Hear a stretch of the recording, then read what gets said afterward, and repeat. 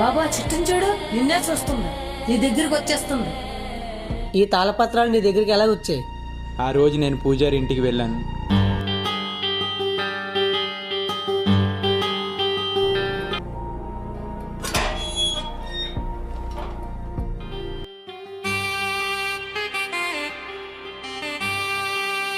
పూజారి గారు, ఏంటండి అవి?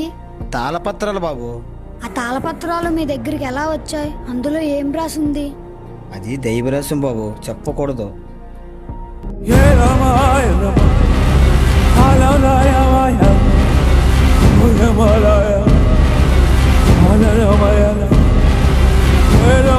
పూజారి తన స్వార్థం కోసం చెట్టుని నరికించేశాడు.